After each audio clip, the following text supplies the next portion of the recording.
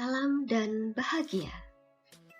Bapak Ibu guru yang hebat, izinkan pada saat ini saya Ripka Ersita STH MPDK, TGP Angkatan 6 dari SMP Negeri 6 Madiun, Provinsi Jawa Timur.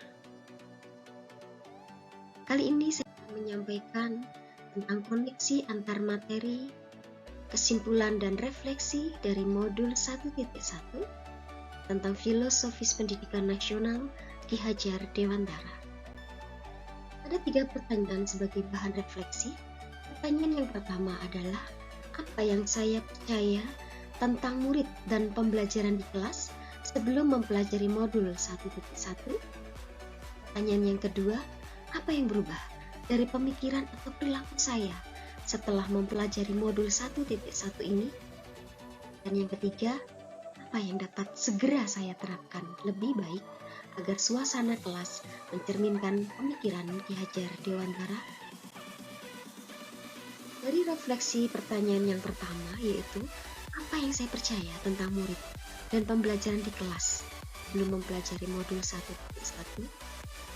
Yang pertama, pemikiran saya bahwa bagi saya pendidikan dan pengajaran merupakan tindakan yang memiliki makna yang sama.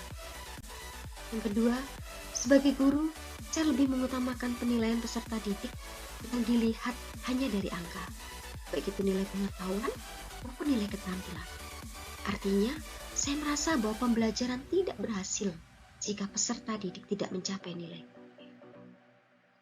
Selanjutnya, kadang-kala saya menambah tugas rumah sebagai sanksinya jika peserta didik saya tidak mengumpulkan tugas sebelumnya.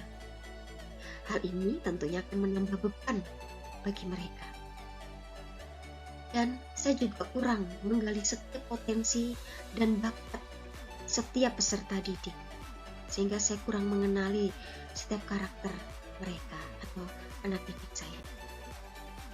Tanya refleksi yang kedua, yaitu apa yang berubah dari pemikiran atau perilaku saya setelah mempelajari modul 1.1 ini? Yang berubah dari pemikiran saya yang pertama, yaitu saya semakin menyadari bahwa tanggung jawab dalam pendidikan sangatlah besar dan mulia, di mana guru harus memposisikan anak didiknya sebagai benih dan saya sebagai guru adalah petani, sehingga menjadikan pendidikan sebagai tempat persemaian benih-benih kebudayaan dalam masyarakat. Yang kedua, saya sebagai guru mempunyai tugas untuk menuntun laku dan pertumbuhan anak menurut kekuatan kodratnya, berdasarkan kodrat alam dan kodrat zamannya. Jadi, penilaian keberhasilan pembelajaran tidak dibatasi hanya dengan angka. Berikutnya, saya terus berinovasi untuk menciptakan pembelajaran yang menyenangkan, sehingga membuat peserta didik saya senang belajar dengan saya dan dapat memunculkan ide-ide kreatifnya dan berpikir. Dan selanjutnya, saya lebih mengenali setiap karakteristik setiap peserta didik, menggali potensi dan bakat mereka. Pertanyaan yang ketiga, apa yang dapat segera saya terapkan lebih baik agar suasana kelas mencerminkan pemikiran Ki Hajar Dewantara? Ya, tentunya yang pertama, saya harus mampu mempersiapkan atau menyusun perencanaan pembelajaran yang kreatif dan menyenangkan dengan berpusat pada anak. Yang kedua, saya harus bisa menerapkan sistem AMON dengan memberikan bimbingan dalam hidup tumbuhnya jiwa raga anak didik, agar mereka mengalami kemajuan lahir dan batin. Dan yang harus segera saya terapkan dalam setiap pembelajaran di kelas, saya harus mampu menciptakan pembelajaran yang menyenangkan, seperti diselingi dengan permainan, dan tentunya melibatkan peserta didik dalam berkarya dan melatih rasa percaya dirinya.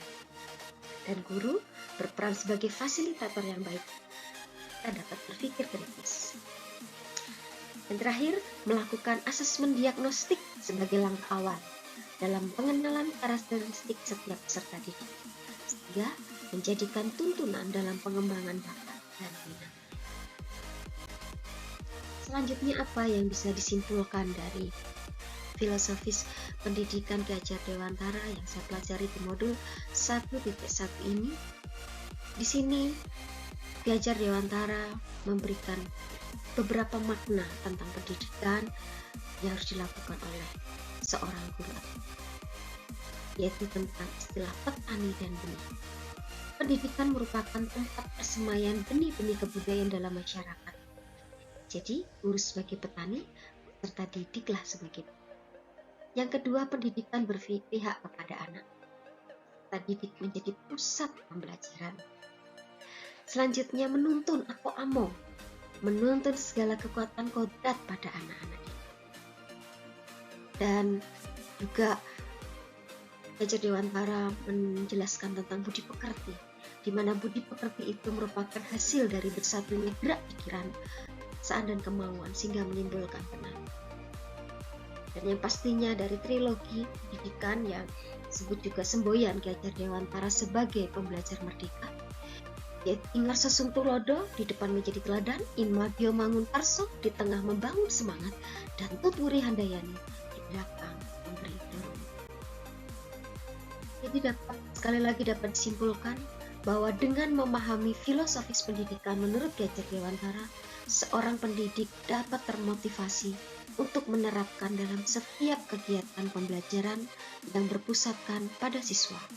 Menciptakan pembelajaran yang menyenangkan, menuntun kemampuan peserta didik menurut kekuatan kodratnya dengan memperhatikan kodrat alam dan kodrat iman.